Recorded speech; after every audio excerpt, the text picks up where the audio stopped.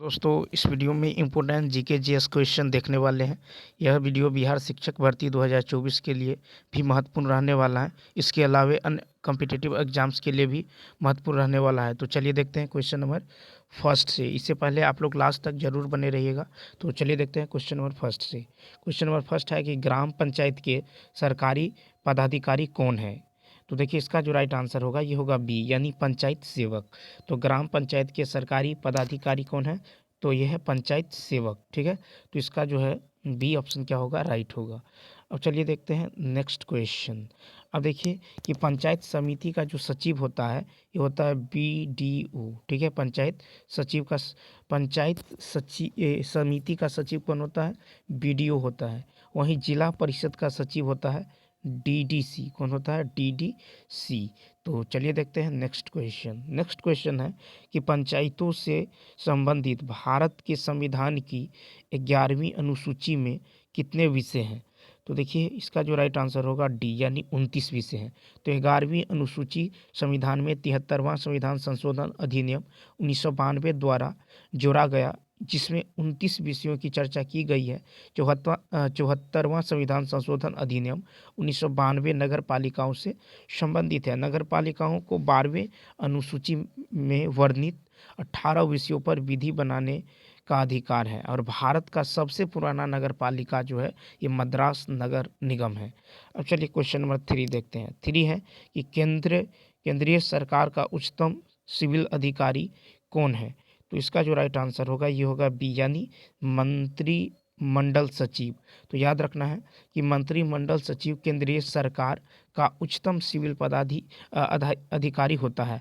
वहीं महान्यायवादी जो है भारत सरकार का प्रथम विधि अधिकारी होता है, और इनकी नियुक्ति जो है राष्ट्रपति करता है। ठीक है, कौन करता है, तो राष्ट्रपति करता है। भारत का संवैधानिक प्रमुख राष्ट्रपति होते हैं, और भारत के संविधान का जो रक्षक है ये न्यूनतम उच्च न्यायालय होते हैं। ठीक है, तो भारत के संविधान का रक्षक उच्चतम न्यायालय होते हैं। अब चलिए देखते हैं क्वेश्चन नंबर 4। देखिए क्वेश्चन नंबर 4 देखेंगे। क्वेश्चन नंबर 4 है कि निम्नलिखित में से कौन सा देश ब्रिक्स समूह का सदस्य नहीं है। ठीक है, तो इसका जो राइट आंसर होगा ये बी, श्रीलंका। तो श्रीलंका देश जो है ये ब्रिक्स समूह का सदस्य नहीं है। वर्ष 2009 में भारत, रूस, ब्राज़ील, चीन ने एक नए आर्थिक संगठन ब्रिक्स की स्थापना की। तो ब्रिक्स की स्थापना 2009 में, ठीक है, 2009 में भारत, रूस, ब्राज़ील और चीन ने एक नए आर्थिक। अब देखिए 14 अप्रैल 2011 को दक्षिण अफ्रीका पहली बार शामिल हुआ। 14 अप्रैल 2011 को जो है दक्षिण अफ्रीका पहली बार शामिल हुआ, 14 अप्रैल 2011 को। ठीक है, अब देखिए ब्रिक्स का जो हेडक्वार्टर है, ब्रिक्स का मुख्यालय ये कहाँ है, तो ब्रिक्स का मुख्यालय जो है ये शंघाई चीन में है। ठीक है, ब्रिक्स का मुख्यालय कहाँ है, तो शंघाई चीन में है। ठीक है, और ओपेक का मुख्यालय जो है वियना ऑस्ट्रिया में है। ठीक है, अब चलिए क्वेश्चन नंबर देखते हैं 5। क्वेश्चन नंबर 5 है कि भारत में फेडरेशन कप का संबंध किस खेल के साथ है। तो इसका जो राइट आंसर होगा ये होगा डी, इनमें से सभी। तो भारत में फेडरेशन कप का संबंध जो है ये हॉकी, फुटबॉल, बास्केटबॉल खेल से है। हॉकी, फुटबॉल और बास्केटबॉल जो है खेल से है। ठीक है, तो इसका जो राइट आंसर होगा ये होगा डी होगा। और देखिए कि महाराजा रंजीत सिंह गोल्ड कप का संबंध भी हॉकी से है। बीबीसी रॉय ट्रॉफी का संबंध फुटबॉल से है। जीडी बिरला ट्रॉफी का संबंध क्रिकेट से है। जयलक्ष्मी कप का संबंध जो है टेबल टेनिस से है। अमृत दीवान कप का संबंध किससे है, तो बैडमिंटन से है। ठीक है, अमृत दीवान कप का संबंध किससे है, तो इसका संबंध जो है बैडमिंटन से है। किससे है, बैडमिंटन से। ठीक है, अब क्वेश्चन नंबर देखिए, क्वेश्चन नंबर है 6 है। क्वेश्चन नंबर 6 है कि संघाई सहयोग संगठन के सदस्य देशों में फेस्टिवल फिल्मों को बढ़ावा देने की चुनौती और संभावनाओं पर चर्चा के लिए संघाई सहयोग संगठन फिल्म महोत्सव बैठक का आयोजन कहाँ जो है किया है। तो देखिए 6 का जो राइट आंसर होगा ये होगा बी, यानी मुंबई में। कहाँ किया है, तो मुंबई। ठीक है, बी ऑप्शन क्या होगा, राइट होगा। अब देखिए कि 40वां भारत अंतर्राष्ट्रीय व्यापार मेला का आयोजन नवंबर 2022 में दिल्ली में किया गया है और 12वां विश्व हिंदी सम्मेलन फरवरी 2023 में फिजी में आयोजित किया गया था। क्वेश्चन नंबर देखेंगे 7। देखिए क्वेश्चन नंबर 7 है कि सबसे बड़ा देश कौन सा है क्षेत्रफल की दृष्टि से सबसे बड़ा देश। तो विश्व में क्षेत्रफल की दृष्टि से सबसे बड़ा देश है रूस। तो इसका डी ऑप्शन क्या होगा, राइट होगा। और देखिए इसके बाद जो है 5 बड़े देश हैं, कौन कौन है। तो पहले है रूस है, ठीक, पहला नंबर पे है रूस। उसके बाद है कनाडा, रूस कनाडा। उसके बाद है चीन, ठीक है, चीन। उसके बाद है अमेरिका। उसके बाद है ब्राज़ील, ठीक है, ब्राज़ील ब्राज़ील। और उसके बाद है ऑस्ट्रेलिया। क्या है, ऑस्ट्रेलिया ऑस्ट्रेलिया। तो 1 नंबर पे है रूस, 2 पे है कनाडा, 3 पे है चीन, 4 पे है अमेरिका, 5 पे है ब्राज़ील, 6 पे है ऑस्ट्रेलिया, ठीक है। तो क्षेत्रफल की दृष्टि से सबसे बड़ा देश है रूस। उसके बाद है कनाडा, चीन, अमेरिका, ब्राज़ील और ऑस्ट्रेलिया। भारत का क्षेत्रफल की दृष्टि से विश्व में कौन सा स्थान है, तो 7वां स्थान है, ठीक है। कौन सा स्थान है, 7वां स्थान है। अफ्रीका महाद्वीप में सबसे बड़ा देश क्षेत्रफल में अल्जीरिया तथा सबसे छोटा देश क्षेत्रफल में है सेशेल्स। एशिया महाद्वीप में सबसे बड़ा देश जो है क्षेत्रफल और जनसंख्या में चीन तथा सबसे छोटा देश मालदीव है। और देखिए ऑस्ट्रेलिया महाद्वीप में सबसे बड़ा देश है ऑस्ट्रेलिया एवं सबसे छोटा देश है नौरू, ठीक है, यानी नाउरू है। अब क्वेश्चन नंबर देखना है 8। तो क्वेश्चन नंबर 8 है कि फ्रंटियर गांधी पद के साथ कौन संबंधित है। फ्रंटियर गांधी पद के साथ कौन संबंधित है, तो इसका सी ऑप्शन क्या होगा, राइट होगा, अब्दुल गफ्फार खान। अब्दुल गफ्फार खान को बादशाह खान यानी फ्रंटियर गांधी, फ्रंटियर गांधी जो है यानी फ़ख ए अफ़गान के नाम से जाना जाता है। अब देखिए पश्चिम सीमा प्रांत में खान अब्दुल गफ्फार खान के द्वारा नमक कानून तोड़ा गया था। इन्होंने खुदाई खिदमतगार पार्टी की स्थापना की और लाल कुर्ती दल आंदोलन से भी उनका संबंध रहा। खान अब्दुल गफ्फार खान ने पख्तून नामक पत्रिका का भी प्रकाशन किया था। भारत रत्न प्राप्त करने वाले प्रथम विदेशी नागरिक खान अब्दुल गफ्फार खान है और इन्हें 1987 ईस्वी में दिया गया।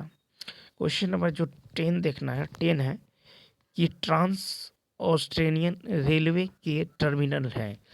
तो देखिए 10 का जो 9 नंबर, पहले 10 देख लीजिए। 10 का जो राइट आंसर होगा ये होगा सी ऑप्शन। क्या होगा, सी ऑप्शन, ठीक है। 10 का जो राइट आंसर होगा ये क्या होगा, सी, यानी पर्थ और सिडनी। तो ट्रांस हिमालयन रेलवे मार्ग जो है ये पूर्वी ऑस्ट्रेलियन सिडनी को पश्चिमी ऑस्ट्रेलियन पर्थ से जोड़ती हैं। इस रेलवे मार्ग पर ही विश्व का प्रसिद्ध सोना उत्पादक क्षेत्र जो है कुलगार्डो भी अवस्थित है।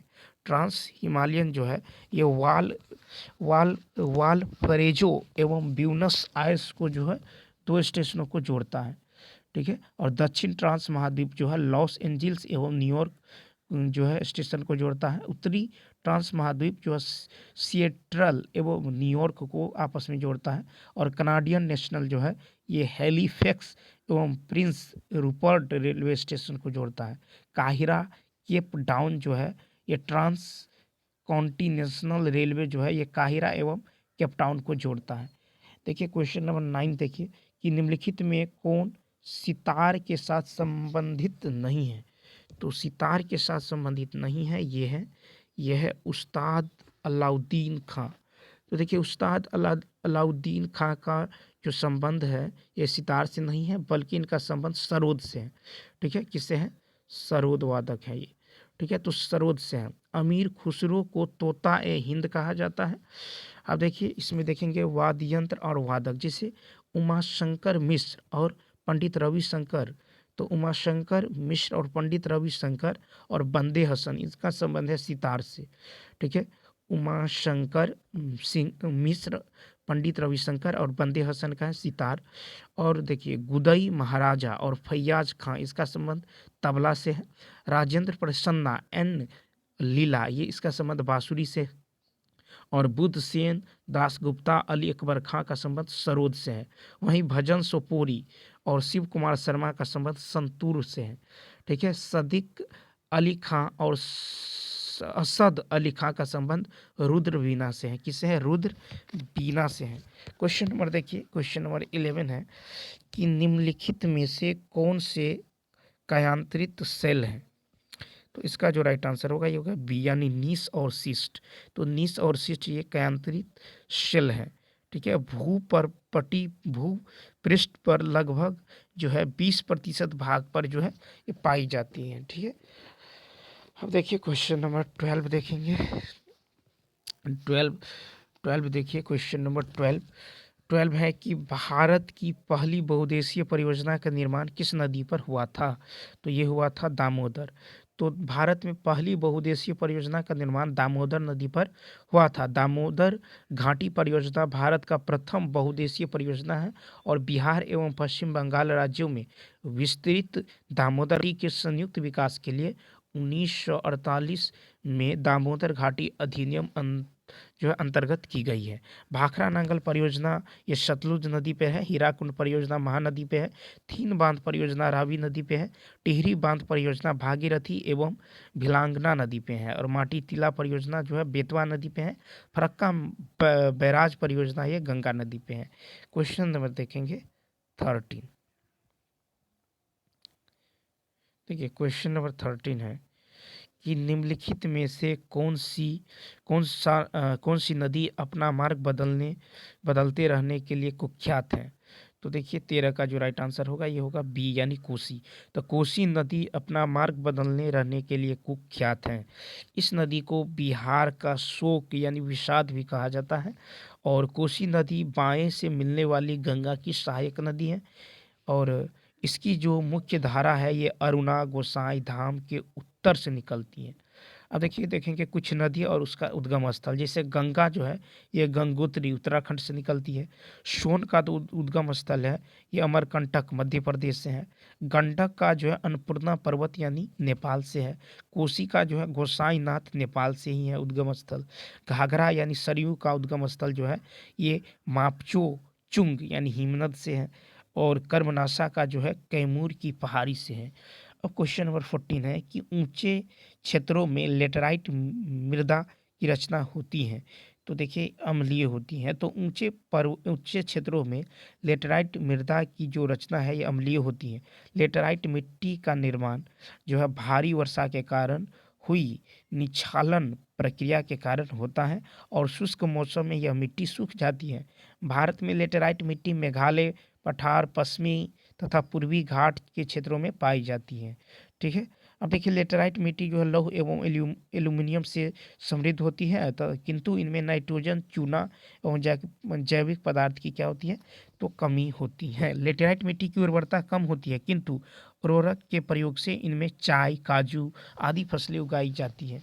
क्वेश्चन नंबर देखेंगे 15 है कि किसको सह्याद्री पर्वत माला भी कहा जाता है? तो ये कहा जाता है पश्चिमी घाट को। पश्चिमी घाट को सह्याद्री पर्वतमाला भी कहा जाता है। पश्चिमी घाट दक्कन पठार की पश्चिम सीमा से पश्चिमी तट के समांतर विस्तृत है। यह उत्तर में ताप्ती नदी घाटी से लेकर दक्षिण में कन्याकुमारी तक 1600 किलोमीटर की लंबाई में विस्तृत है। पश्चिमी घाट अथवा सह्याद्री अवरोधी पर्वत है। ठीक है, अब देखिए दक्षिणी सह्याद्री का जो सर्वोच्च शिखर कुद्रेमुख है ये 1894 मीटर है। क्वेश्चन नंबर 16 देखिए, क्वेश्चन नंबर 16 है कि भारतीय नागरिकों और विदेशियों को प्राप्त है। क्या प्राप्त है? तो विधिक अधिकार। तो भारत में विधिक अधिकार भारतीय नागरिकों एवं विदेशियों दोनों को ही प्राप्त है। राजनीतिक एवं सिविल अधिकारी यहाँ केवल भारतीय नागरिकों को ही प्राप्त है। अनुच्छेद 15, 16, 19, 29 तथा अनुच्छेद 29 के अंतर्गत दिए गए मौलिक अधिकार सिर्फ भारतीय नागरिकों को ही प्राप्त है। वहीं अनुच्छेद 14, 20, 21, 21A, 22, 23, 24, 25, 26, 27, 28 में दिए गए मौलिक अधिकार भारतीय नागरिकों के साथ साथ विदेशियों को भी प्राप्त हैं। क्वेश्चन नंबर 17 है कि मंत्रि परिषद की बैठकों की अध्यक्षता कौन करता है? तो देखिए ये करता है प्रधानमंत्री। तो मंत्री परिषद की बैठकों की अध्यक्षता जो है प्रधानमंत्री द्वारा की जाती है और मंत्री नियुक्त करने हेतु अपने दल के सदस्यों के नाम जो है राष्ट्रपति को उपलब्ध कराना प्रधानमंत्री का ही कार्य है। केवल राष्ट्रपति केवल उन्हीं लोगों को मंत्री बना सकता है जिसकी सिफारिश प्रधानमंत्री करता है। प्रधानमंत्री ही यह निश्चित करता है कि किसी मंत्री को कौन सा विभाग दिया जाएगा। ठीक है, किसी मंत्री को जो त्यागपत्र देने या बर्खास्त करने की जो सलाह है ये राष्ट्रपति को प्रधानमंत्री ही देता है। क्वेश्चन नंबर 18 है कि गांधी जी का राजनीतिक गुरु किसको माना जाता है? तो ये होगा A option, Gopal Krishna Gokhale.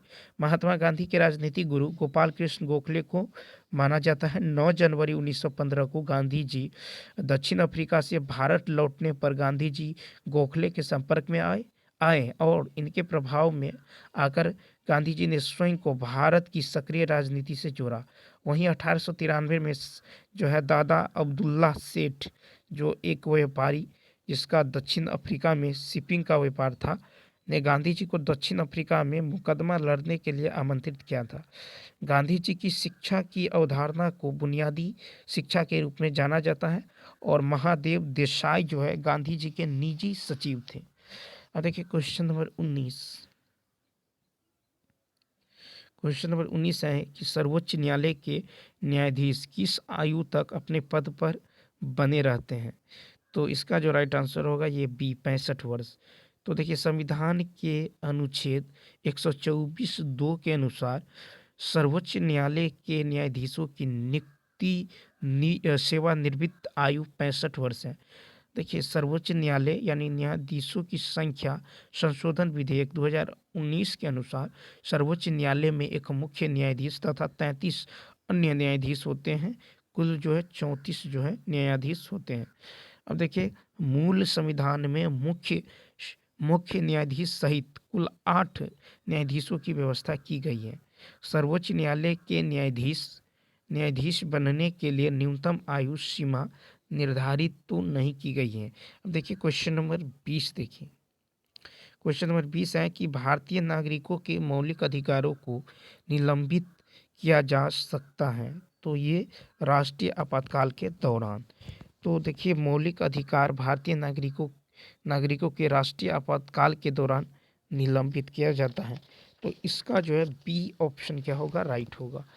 B option क्या होगा? राइट होगा। अब देखिए मौलिक अधिकारों को राष्ट्रपति स्वेच्छा से निलंबित नहीं कर सकता क्योंकि राष्ट्रीय आपातकाल शक्तियां अनुच्छेद 352 संसद के अधीन है। ठीक है, किसके अधीन है? 300। और देखिए अनुच्छेद 358 के अनुसार देश में आपातकाल की घोषणा के पश्चात अनुच्छेद 19 में दिए गए सभी मौलिक अधिकारों का निलंबन स्वतः हो जाता है। ठीक है, अब देखिए क्वेश्चन नंबर 21। क्वेश्चन नंबर 21 है कि निम्नलिखित में से कौन सा तत्व राज्य का अनिवार्य तत्व नहीं है? तो यह है प्रशासन। बी, प्रशासन राज्य का अनिवार्य तत्व नहीं है। राज्य के 4 अनिवार्य तत्व हैं: जनसंख्या, राज्य क्षेत्र, सरकार एवं संप्रभुता। राज्य के 4 अनिवार्य तत्व हैं: जनसंख्या, राज्य क्षेत्र और सरकार एवं संप्रभुता। राजनीति जो है, राजनीति शास्त्र की दृष्टि से भारत एक राज्य है। ठीक है, राज्य के लिए जो है सर्व प्रमुख तत्व जनसंख्या है और संप्रभुता का अर्थ है कि आंतरिक और बाह्य दबाव से पूर्णतः मुक्त होकर निर्णय या कार्य करने की शक्ति। 22 है कि लुमिनस कंपनी द्वारा भारत का पहला हरित ऊर्जा आधारित सौर पैनल कारखाना किस राज्य में बनाया गया है? तो इसका बी ऑप्शन उत्तराखंड। क्या होगा? बी ऑप्शन होगा उत्तराखंड। भारत का पहला राष्ट्रीय खेल विश्वविद्यालय मणिपुर में बनाया गया और हाल ही में भारत के सबसे बड़े उच्च न्यायालय परिसर का उद्घाटन झारखंड में किया गया है। भारत की सबसे बड़ी निजी रेल फैक्ट्री तेलंगाना में बनाया जा रहा है। अब क्वेश्चन नंबर 23 है कि निम्नलिखित में से कौन से अनुच्छेद में विधि के समक्ष समता को अधिकार प्रावधान है? तो इसका जो है यानी अनुच्छेद जो है 14। तो देखिए विधि के समक्ष क्षमता का जो अधिकार है ये अनुच्छेद 14 के अंतर्गत प्रावधान है। भारतीय संविधान में समता का अधिकार मौलिक अधिकारों के अंतर्गत अनुच्छेद 14, 18 के मध्य प्रावधान है। ठीक है। अनुच्छेद 15 जो है धर्म, नस्ल, जाति, लिंग तथा जन्म स्थान के आधार पर भेदभाव का निषेध करता है। अनुच्छेद 16 लोक नियोजन के विषय में अवसर की समानता की वकालत करता है। अब चलिए क्वेश्चन नंबर देखते हैं 24। क्वेश्चन नंबर देखिए, क्वेश्चन नंबर जो है 24 है कि भारत के महान्यायवादी की नियुक्ति कौन करता है। तो इसका जो राइट आंसर होगा ये होगा डी। क्या होगा? डी, यानी राष्ट्रपति। भारत के महान्यायवादी की नियुक्ति जो है राष्ट्रपति के द्वारा किया जाता है। महान्यायवादी भारत का प्रथम विधि अधिकारी होता है और महान्यायवादी न तो संसद का सदस्य होता है और न ही मंत्रिमंडल का सदस्य होता है। और भारतीय संविधान के अनुच्छेद जो है 76, अनुच्छेद 76 के अंतर्गत महान्यायवादी के पद का प्रावधान है।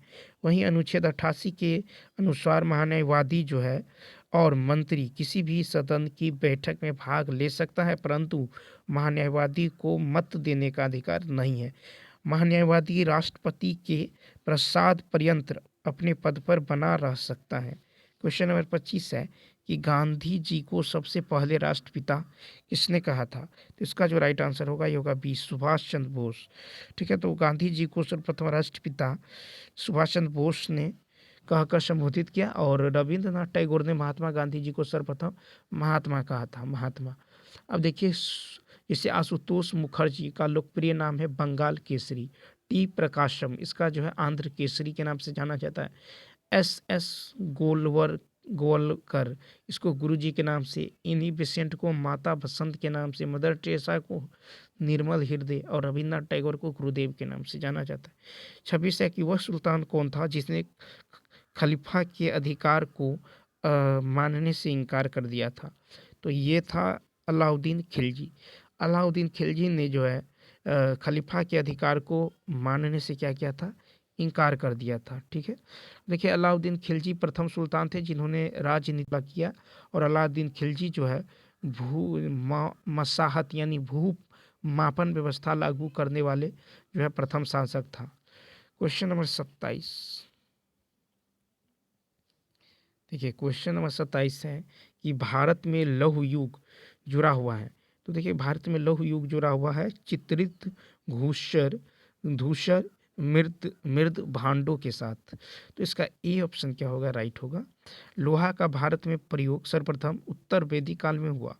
ठीक है, क्वेश्चन नंबर 28, एलोरा के प्रसिद्ध कैलाश मंदिर का निर्माण निम्नलिखित में से किस राजा ने किया था। तो इसका जो है डी ऑप्शन, यानी कृष्ण प्रथम राष्ट्रकूट। तो महाराष्ट्र के एलोरा में कैलाश मंदिर का निर्माण राष्ट्रकूट नरेश कृष्ण प्रथम ने किया था। यह मंदिर बेसर शैली में स्थित है। एलोरा गुफाओं का सर्वप्रथम उल्लेख फ्रांसीसी यात्री जो है थेवीनेट ने किया था और एलोरा में 34 शैलीकृत गुफाएं हैं और गुफा संख्या 1 से 12 बौद्ध धर्म से संबंधित, 13 से 29 हिंदू धर्म से और गुफा 30 से 34 जो है जैन धर्म से संबंधित है। राष्ट्रकूट शासक इंद्र III के शासनकाल में अरब निवासी अल मसूदी भारत आया था। 29 है ये भारत में हरित क्रांति का एक नाम है, एक और नाम है। तो ये है बीज और उर्वरता और सिंचाई क्रांति। भारत में हरित क्रांति से तात्पर्य उन्नत किस्म के बीज, उर्वरक, सिंचाई क्रांति से है। चूंकि हरित क्रांति के ये तीनों मूल घटक थे जिसके बिना इसमें सुधार हरित क्रांति के लक्ष्य को माना संभव न था। हरित क्रांति शब्द अमेरिकी वैज्ञानिक विलियम गॉड की देन है। ये 1918 में जो है दिया गया। प्रथम हरित क्रांति के घटक उन्नत किस्म के बीज, रासायनिक उर्वरक, सिंचाई, कीटनाशक तथा शाक भंडारण एवं वितरण है। ठीक है, और भारत में प्रथम हरित क्रांति की शुरुआत 1966 से 67 से ही माना जाता है। ठीक है, अब चलिए देखते हैं क्वेश्चन नंबर नेक्स्ट यानी 30। देखिए क्वेश्चन नंबर 30 है कि हाल ही में अप्रैल 2023 में बांग्लादेश के नए राष्ट्रपति के रूप में किसे चुना गया है। तो इसका डी ऑप्शन यानी मोहम्मद शहाबुद्दीन छुपू। ठीक है, तो देखिए कि हाल ही में 2023 में बांग्लादेश के नए जो राष्ट्रपति के रूप में चुना गया है यह मोहम्मद शहाबुद्दीन छुप्पू। ठीक है, तो इसका डी ऑप्शन क्या होगा? राइट होगा। वहीं नेपाल के राष्ट्रपति रामचंद्र पौंडेला है। श्रीलंका के रानिल विक्रमसिंघे राष्ट्रपति हैं। पाकिस्तान के जो है अभी चेंज हुआ है अब देखिए म्यांमार के जो है यू विन मिट है, कौन है? यू विन मिट, ठीक है, यू विन मिट। 31 नंबर है कि गोल्डन ग्लोब पुरस्कार और ऑस्कर अवार्ड विजेता गीत नाटू नाटू के रचनाकार हैं। तो देखिए इसके रचनाकार है MS किरावानी, ठीक है। तो गोल्डन ग्लोब पुरस्कार और ऑस्कर अवार्ड विजेता गीत नाटू नाटू के रचनाकार MS किरावनी हैं। इस गीत को राहुल सिपलीगंज और कला भैरव द्वारा जो है गाया गया है। भारत में पहला ऑस्कर विजेता भानु अथैया थे। वहीं गुलजार और AR रहमान ने 81वें अकादमी पुरस्कार में सर्वश्रेष्ठ मूल गीत जय हो के लिए ऑस्कर जीते थे। क्वेश्चन नंबर 32 है कि जब कोई न्यायालय आदेश द्वारा किसी लोक पदाधिकारी को उसका कर्तव्य करने के लिए निर्देश देता है, यदि उसके कर्तव्य पूरा करने से याचिकाकर्ता को क्षति पहुंचती है, तो इसे निम्नलिखित में से कौन सी एक याचिका कहते हैं? तो इसका जो राइट आंसर होगा, देखिए 32 का राइट आंसर सी होगा, यानी परमादेश कहते हैं। क्या कहते हैं? परमादेश। अनुच्छेद 32 के तहत उच्चतम न्यायालय 5 प्रकार के रिट जारी कर सकता है। उच्चतम न्यायालय अनुच्छेद 32 के अंतर्गत केवल मौलिक अधिकार के हनन होने पर 5 प्रकार का रिट जारी कर सकता है। अनुच्छेद 32 के अंतर्गत संवैधानिक उपचार का अधिकार, यह अंतिम अधिकार होता है। 33 है कि जिला न्यायाधीशों को कौन नियुक्त करता है? तो ये करता है संबंधित राज्य का राज्यपाल। तो जिला न्यायाधीशों की नियुक्ति उस यानी उच्च न्यायालय के परामर्श से संबंधित राज्य का राज्यपाल करता है, ठीक है। क्वेश्चन नंबर 34 देख लीजिए। क्वेश्चन नंबर 34 है, ठीक है। क्वेश्चन नंबर 34 है कि रिचर्ड डॉकिंस पुरस्कार 2020 से सम्मानित होने वाले प्रथम भारतीय जो है कौन बने हैं? तो 34 का राइट आंसर होगा डी, यानी जावेद अख्तर। तो रिचर्ड डॉकिंस पुरस्कार 2020 से सम्मानित होने वाले प्रथम भारतीय जावेद अख्तर बने हैं। रिचर्ड डॉकिंस पुरस्कार अंग्रेजी विकासवादी जीव विज्ञान रिचर्ड डॉकिंस के नाम से दिया गया है। क्वेश्चन नंबर 35 है कि भारतीय स्वतंत्रता संघर्ष के दौरान साइमन कमीशन का जो प्रयोजन क्या था? तो इसका जो राइट आंसर होगा ये होगा बी, यानी गवर्नमेंट ऑफ इंडिया एक्ट 1919 के क्रियान्वयन की जांच पड़ताल करना, ठीक है। और साइमन कमीशन का गठन 8 नवंबर 1927 को जॉन साइमन की अध्यक्षता में किया गया, ठीक है। इस आयोग में सभी सदस्य अंग्रेज थे और साइमन देखिए इस कमीशन को श्वेत कमीशन भी कहा जाता है। साइमन कमीशन का प्रायोजन डोमिनियन स्टेट्स के ढांचे के अंतर्गत भारत के लिए एक संविधान का ढांचा जो है तैयार किया गया। क्वेश्चन नंबर 36 है कि दादा भाई नौरोजी द्वारा लंदन में ब्रिटिश जनता की राय को भारत के पक्ष में प्रभावित करने के लिए जो स्थापित संगठन का नाम क्या था? तो ये था ईस्ट इंडिया एसोसिएशन। क्या था? East India association. दादा भाई नौरोजी ने लंदन में ब्रिटिश जनता की राय को भारत के पक्ष में प्रभावित करने के लिए स्थापित संगठन ईस्ट इंडिया जो है एसोसिएशन था। दादा भाई नौरोजी ने ही धन निकासी का सिद्धांत प्रतिपादित किया था। 1901 में दादा भाई नौरोजी को पुस्तक poverty and un British rule in India प्रकाशित जो है हुआ था, ठीक है। और ब्रिटिश हाउस ऑफ कॉमन्स का चुनाव जो है ये जीतने वाले प्रथम भारतीय दादा भाई नौरोजी थे। और दादा भाई नौरोजी ने लिबरल पार्टी के उम्मीदवार के रूप में जो है फिन्सबरी से 1892 में चुनाव जीता था। 37 है कि भारत के प्रथम अंतरिक्ष यात्री राकेश शर्मा निम्नलिखित में से किस एक स्थान से अंतरिक्ष के लिए रवाना हुए थे? तो इसका ए ऑप्शन, यानी बैंकानूर से, ठीक है, बैंकानूर। तो याद रखना है कि राकेश शर्मा बैंकानूर से अंतरिक्ष में रवाना किए गए थे। राकेश शर्मा भारतीय वायुसेना में विंग कमांडर थे। राकेश शर्मा ने सोयूज T-11 से अंतरिक्ष की यात्रा की थी। 3 अप्रैल 1994 को राकेश शर्मा अंतरिक्ष में जाने वाले प्रथम भारतीय थे और राकेश शर्मा को hero of the Soviet union पुरस्कार प्रदान किया गया था। क्वेश्चन नंबर 38, देखिए क्वेश्चन नंबर 38 है कि अप्रैल 2023 में कार्य हेतु किरीट पारिक समिति को मंजूरी दे दी गई और 1 जनवरी 2026 से पूर्ण मूल्य निर्धारण स्वतंत्रता की सिफारिश की गई है। तो 38 का होगा बी यानी गैस मूल्य निर्धारण। ठीक है, गैस मूल्य निर्धारण। क्वेश्चन नंबर 39 है कि किस एक राज्य की सीमा झारखंड से लगी हुई नहीं है? तो ये होगा बी यानी मध्य प्रदेश। तो याद रखना है कि मध्य प्रदेश जो है इसका सीमा जो है झारखंड ठीक है, झारखंड से नहीं लगती है। झारखंड राज्य की सीमा जो है 5 राज्यों से मिलती है: उत्तर प्रदेश, बिहार, छत्तीसगढ़, उड़ीसा और पश्चिम बंगाल। झारखंड 15 नवंबर 2000 ईस्वी को बिहार से अलग राज्य बना। 15 नवंबर को बिहार बिरसा मुंडा का जन्म दिवस भी मनाया जाता है। अब देखिए 40 है कि धौली गंगा और अलकनंदा अलकनंदा संगम कहाँ होता है? तो देखिए 40 का जो राइट आंसर होगा ये होगा सी यानी विष्णु प्रयाग में। कहाँ? तो विष्णु प्रयाग में धौली गंगा और अलकनंदा का जो संगम स्थान है ये विष्णु प्रयाग है। अलकनंदा और पिंडार का संगम स्थान कर्णप्रयाग है। अलकनंदा और मंदाकिनी का संगम स्थान रुद्रप्रयाग है। अलकनंदा और भागीरथी का संगम स्थान जो है देवप्रयाग है। तो चलिए दोस्तों, इस वीडियो में इतना ही। यदि यह वीडियो अच्छा लगा हो तो लाइक, शेयर और सब्सक्राइब करना ना भूलें। तो चलिए मिलते हैं नेक्स्ट वीडियो में। इस वीडियो में इतना ही। Thanks for watching.